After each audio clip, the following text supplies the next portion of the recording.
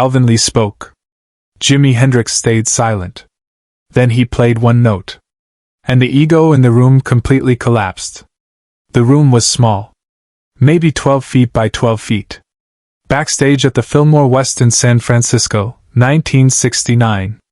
Not a dressing room, those were full.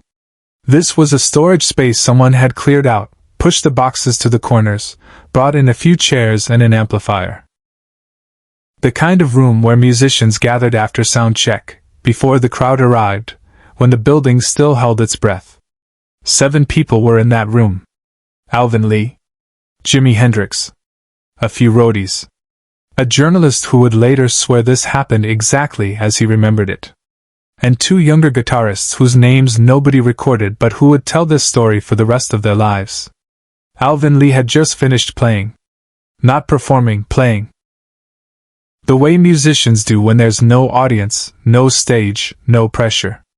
Just fingers on strings, showing what they could do. He'd been fast. Impossibly fast.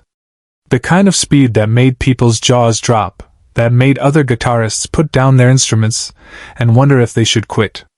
He finished with a flourish, smiled, leaned back in his chair. His Gibson ES-335 rested across his lap. He was 25 years old, lead guitarist for 10 years after, riding the wave of success that had come from Woodstock a few months earlier. He'd played "I'm Going Home" to 500,000 people. He'd been fast then too. Everyone had noticed. "I'm the fastest," Alvin said. Not shouting. Not aggressive. Just stating what he believed to be fact. That's what they say anyway. Fastest guitarist alive. He looked around the room, grinning, waiting for agreement or challenge or at least acknowledgement. The roadies nodded. "Sure, man." The journalist made a note. The 2 young guitarists shifted uncomfortably. Jimi Hendrix sat on an amplifier in the corner. He hadn't been playing. He'd been listening. His Stratocaster leaned against the wall beside him. His afro caught the light from the bare bulb overhead.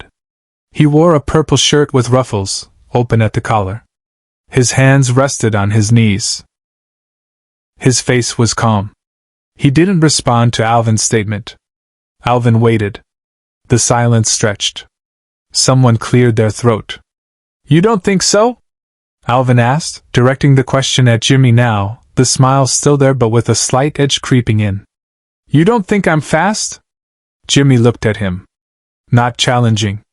Not dismissive. Just looking. "I think," Jimi said quietly, his voice so soft everyone leaned forward to hear. "Speed is what you do when you don't know what else to say." The room went very still. Hendrix didn't raise his voice. He never needed to.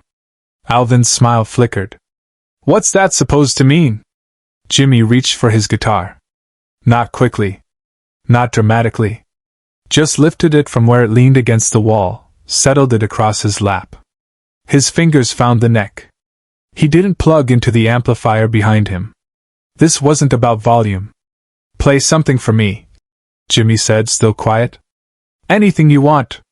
Fast as you like." Alvin hesitated. This felt like a trap, but he couldn't identify how. He looked around the room. The journalist had stopped writing. The roadies had stopped moving. Everyone was watching. "All right," Alvin said.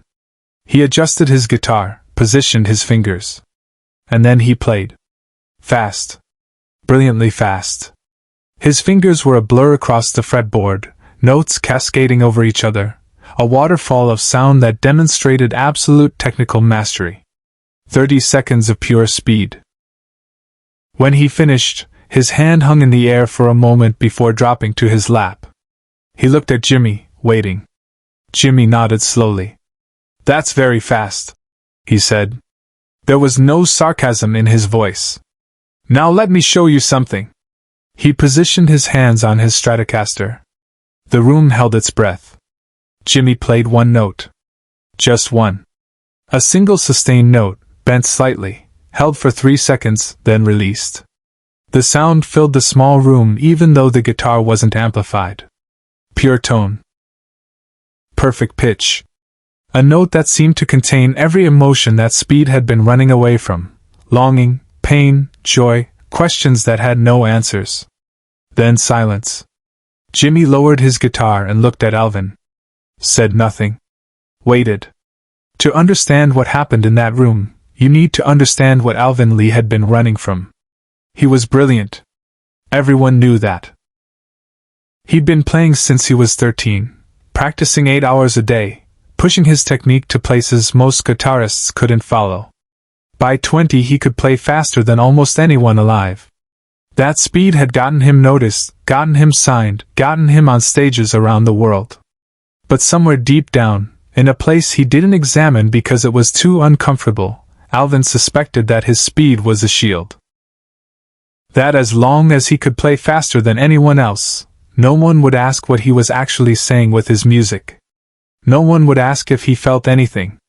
No one would look beneath the technical brilliance and ask, but what does it mean? He'd built his identity on being the fastest. It was safe. It was measurable. You could prove you were the fastest. You couldn't prove you were the most feeling, the most meaningful, the most true. Jimi Hendrix had just removed that shield with a single note. The journalist who was there later wrote, "I watched Alvin Lee's face go through 5 different expressions in 10 seconds. Confusion. Recognition. Resistance. Acceptance. Devastation. Like watching someone's belief system crumble in real time." Subscribe and leave a comment, because the meaning of this moment is still unfolding. Alvin sat very still. His guitar suddenly felt heavy in his hands. He looked down at it like he was seeing it for the first time. "How?" he started, then stopped. Tried again. "How do you make one note sound like that?" Jimi didn't answer immediately. He set his Stratocaster aside, leaned back against the wall. His eyes were kind when he looked at Alvin. "You don't make it sound like anything," Jimi said softly. "You let it be what it already is. You get out of the way." "I don't understand." "I know." Jimi smiled slightly. Not mocking. Gentle. "You've been playing for everyone watching. I'm suggesting you try playing for the music instead." One of the roadies later said the silence that followed lasted maybe 20 seconds but felt like 20 minutes. Nobody moved. Nobody coughed. The building's ventilation system hummed in the background. Somewhere distant, a door opened and closed. Alvin Lee was speechless. Not because he was angry. Not because he disagreed. Because something fundamental had just shifted, and he didn't have language for it yet. Jimi reached into his shirt pocket and pulled out a guitar pick. Not his own. It was too clean, too new. Someone had given it to him earlier, probably a fan. He held it out toward Alvin. "Here," Jimi said. "For when you're ready to try it a different way." Alvin stared at the pick. Didn't take it immediately. "What if I can't?" he asked, his voice barely above a whisper. "What if I've spent so long being fast that I don't know how to be anything else?" In that quiet moment, Hendrix did something no one expected. Jimi stood up from the amplifier, walked the 3 steps across the room to where Alvin sat. He placed the pick on top of Alvin's guitar, right over the sound hole. Then he put his hand on Alvin's shoulder, just for a moment, just a light touch, and leaned down so they were eye level. "Everyone who plays fast is running from something," Jimi said quietly, so only Alvin could really hear. "I did it too. Played fast because it kept people from asking what hurt. But one day somebody stopped me." Older blues player, never famous, played in a club in New York, and he told me, "Young man, slow down. The truth can't catch up to you if you keep running."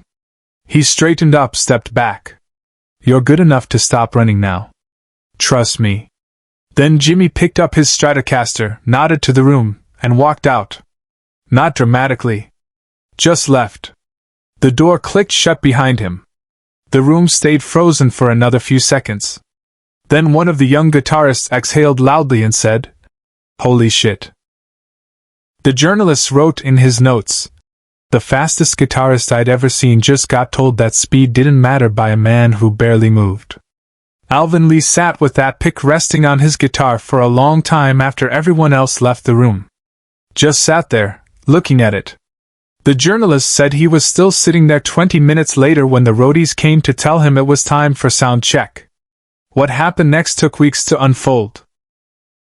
Alvin Lee went back to England after the American tour. He kept playing with 10 years after. They released albums. They toured. He was still fast. You don't unlearn that kind of technique. But something had changed. In interviews from 1970 onward, Alvin started talking differently about music. He started emphasizing feel over speed. He started crediting blues players who weren't famous for technique. He started slowing down in the middle of solos, leaving space, letting notes breathe. Some fans didn't like it. They wanted the speed. They wanted the virtuoso. They complained that he'd gotten lazy. But other musicians noticed. Keith Richards mentioned in an interview that Alvin Lee had figured something out. Jimmy Page said Alvin had matured into something deeper. Neither of them knew about the room at the Fillmore West. But they heard the change. The pick Jimmy had given Alvin stayed in a small box in Alvin's guitar case. He didn't use it often. Maybe a dozen times over the next decade. But he kept it. Always. Years later, in 1977, after Jimmy had been dead for 7 years, a radio interviewer asked Alvin Lee about his influences. Alvin talked about blues players, about jazz guitarists, about the usual names everyone mentioned. Then he paused. But the person who taught me the most important thing I ever learned about guitar did it with one note. Just one. And I didn't understand it for months afterward. Who was that? The interviewer asked. Doesn't matter who, Alvin said. Matters what he showed me. That if you have to prove you're the best, you're not listening. That the fastest way to play is sometimes not to play at all. That silence is also music. The interviewer tried to follow up, but Alvin changed the subject. What followed stayed with everyone in that room, long after the last note faded. The two young guitarists who'd been in that room that night both went on to have professional careers. Neither became famous. But both told the story of Jimmy and Alvin to every student they ever taught. One of them, a session musician named Danny who played on dozens of records in the 70s, was teaching a guitar class in 1985 when a student asked him, "What's the secret to being a great guitarist?" Danny thought for a long moment. Then he said, "I once watched the fastest guitarist I'd ever seen get completely destroyed by a man who played one note. Not beaten. Destroyed.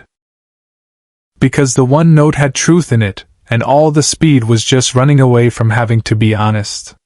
Which one was the great guitarist? The student asked. Both of them, Danny said. But only one of them knew it without having to prove it. The journalist who'd been in the room wrote about it once, in a small music magazine in 1982. The piece was titled, "The Day Speed Died." It got very little attention. The magazine folded 6 months later. But the story persisted.